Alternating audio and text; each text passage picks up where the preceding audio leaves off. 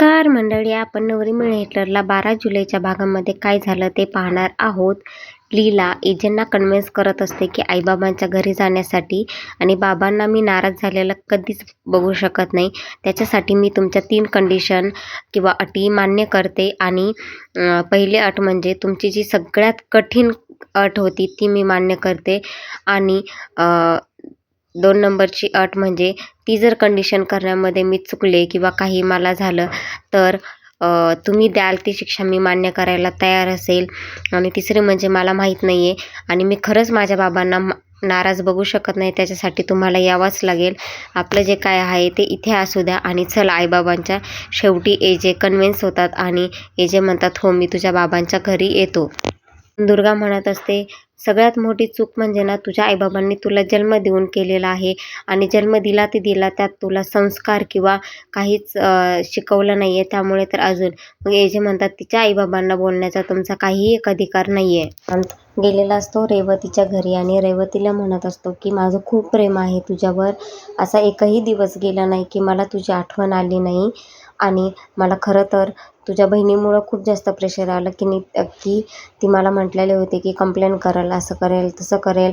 आणि तिच्या प्रेशरच्या दबावाखाली मी तुला असं म्हटलं की माझं तुझ्यावर प्रेम नाही आहे. पण खरंच रेवती माझं खूप प्रेम आहे. पण रेवती म्हणत असते मला तुझं काहीच ऐकायचं नाही आहे.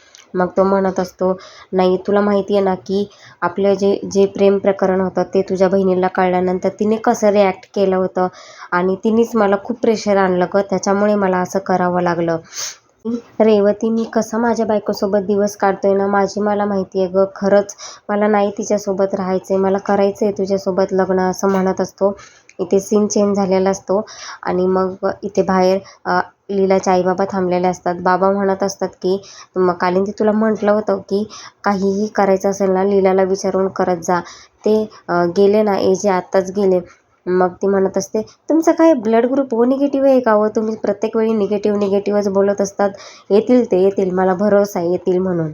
विक्रांत रेवतीला म्हणत असतो रेवू आता तर लीला पण नाही आहे ना गं, चल आपलं आहे ना प्रेम, मग कर ना माफ मला रेवू, असं म्हणत असतो. मग रेवू त्याच्या हाताला धरते आणि घराच्या बाहेर काढते. मग तो घराचा दरवाजा वाजवत असतो.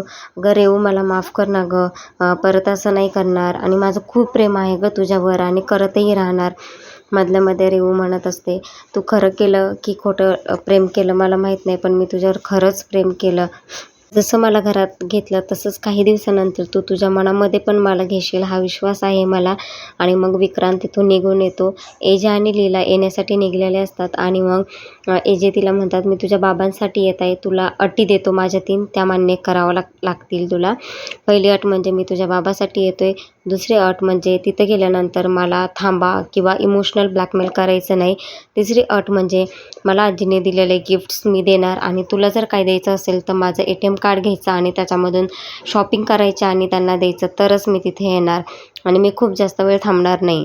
म्हणते तुम्ही कसं थांबत नाही, मी पाहते ना मनातले मनात, तुम्ही 1 पट आहात तर मी 10 पट आहे. आणि मग थोडंसं पुढे गेल्यानंतर त्यांना तिथे एक फुलवाली मिळते आणि मग लीला डायरेक्टली सांगून देते माझ्याकडे पैसे नाही आहेत. आणि मग एजे फुलं घेतात आणि तिला बोलतात की हे घरच्यांसाठी फुलं घेतलेले आहेत.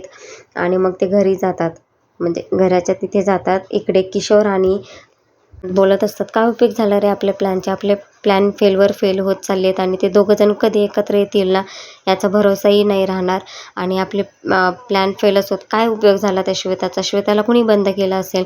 मग विक्रांत म्हणतो मला काय माहिती कुणी बंद केलं ते, आता आपण नवीन प्यादा काढूयात. म्हणजे श्वेताला खूप राग आहे की एजेने तिच्यासोबत लग्न केलेलं नाही आहे म्हणून, तर आपण तोच प्यादा त्याचा वापर करूया. थोड्या दिवसांनी एजे आणि लीला एकमेकांच्या प्रेमात पडल्यासारखे शेवटला दाखवले आहे. नवीन अपडेटसाठी चॅनलला लाईक, शेअर आणि सबस्क्राईब करायला विसरू नका. थँक्यू.